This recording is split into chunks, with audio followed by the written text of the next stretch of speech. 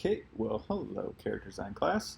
I want to walk you through what the one-day challenge, and I think you should be able to get it done in one day, but maybe not. So if you need more time in the next class period, that's perfectly fine. But this is what we're going to do, and it's going to transition us into our next project in the class. Now, I know this is really weird. Let me explain.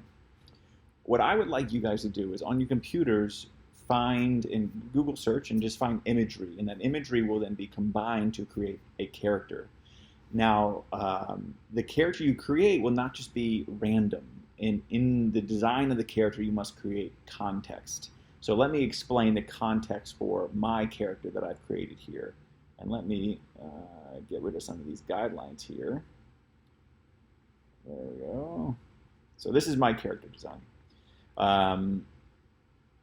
What it is, who this guy is right here, his name is Bob Iger. And Bob Iger is the CEO of Disney.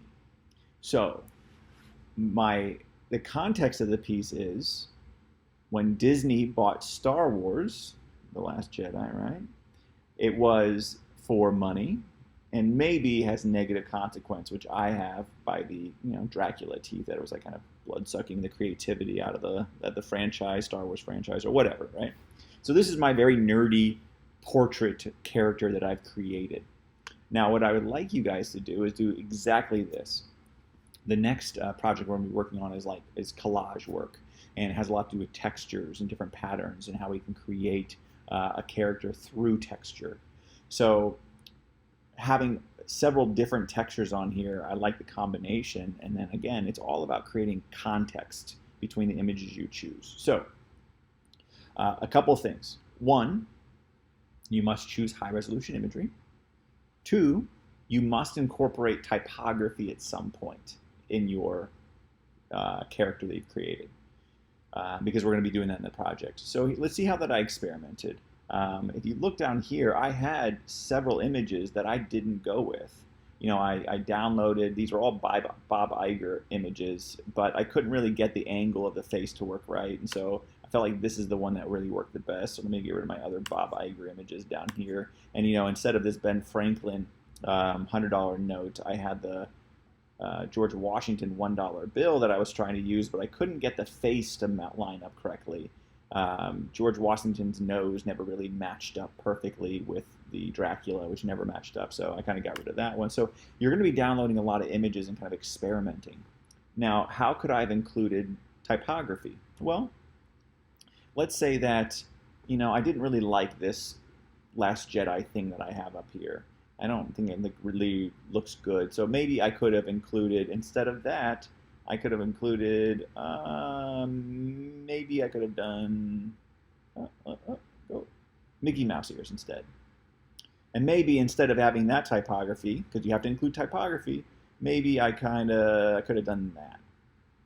I've got a bad feeling about this, which again goes into the context of my work when Disney buying Star Wars.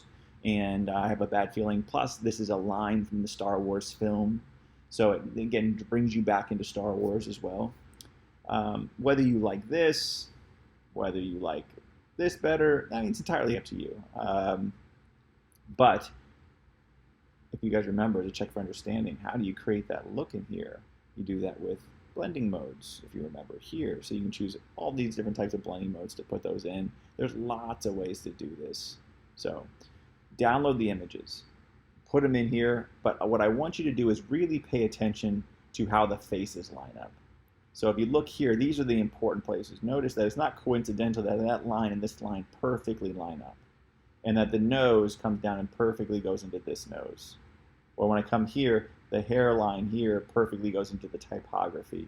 Or if I decide to go with Mickey Mouse, it perfectly goes into Mickey Mouse.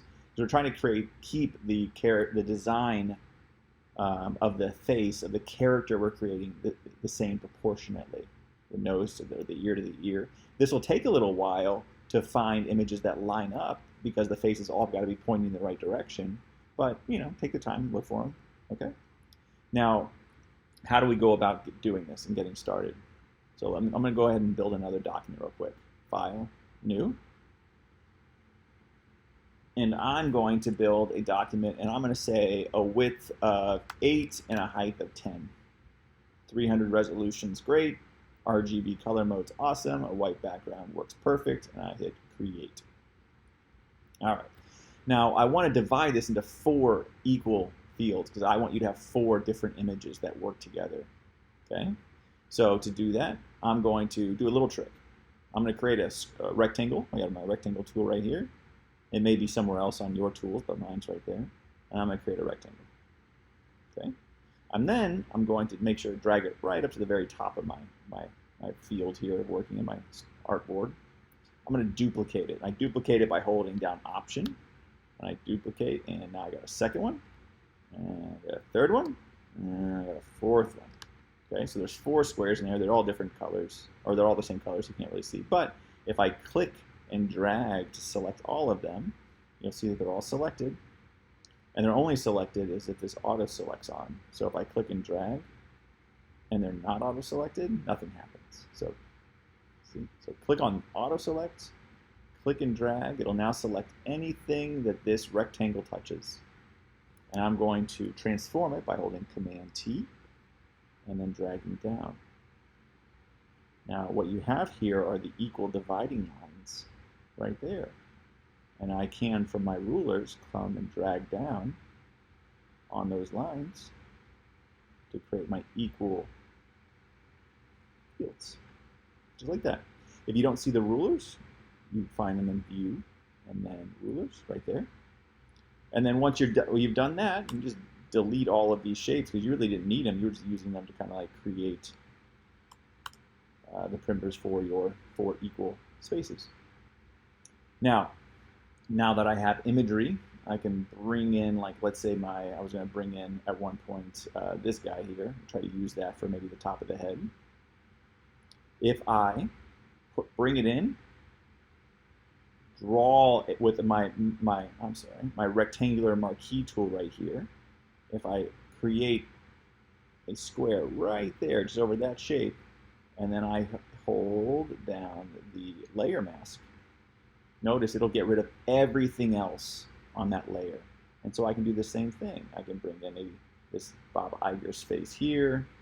I'd want to resize that to the size that I want. Make sure that you're not stretching your images to where they get all out of proportion like this. We don't want that. That's bad. This is bad. Once I found the right spot, again, my rectangle tool over this section now. And to make sure it's lined up correctly, if I turn on the opacity of this layer, I can kind of play around so I can see where the head over here and head's supposed to meet. So I'm going to bring that down. See how the head there and the head there then match up. All right, cool. Now I can put the opacity back up. Should have definitely made these bigger, by the way, clearly. But then I can select just this section with my marquee tool, hit the mask. That's it. Okay, I just do the same thing for all sections until you have a head that looks really good. Now, why didn't I use this one? Because you can't really tell what it is. You know, I wanted it to, you know, it's Boba Fett. I wanted to have that as a Star Wars character, but that never really worked out, so I just chose not to use it. So be selective of your images, and then most importantly, make certain that once you're done, that it creates context. I should be able to look at this character you've created with all the imagery and all of the illustrations, with all the typography, and be able to understand what it is you're saying. It could be about anything. You know, mine was on Star Wars and Disney. Yours can be about literally any subject, okay? And use any imagery, obviously classroom appropriate. And that's it. Once you're done, I would like you to save this out. File, save as. You're going to save this out as a JPEG. Make sure to save it your last name, underscore your first name, underscore for images character. I'm going to put it on my desktop. Save. That JPEG needs to go onto your assignment turn-in page on your class notebook. Okay? That is it. If you have any questions, Mrs. Panetta is familiar with this assignment and she can answer anything. So maybe have somebody run over to Mrs. Panetta to ask questions for the class. Okay? That's it.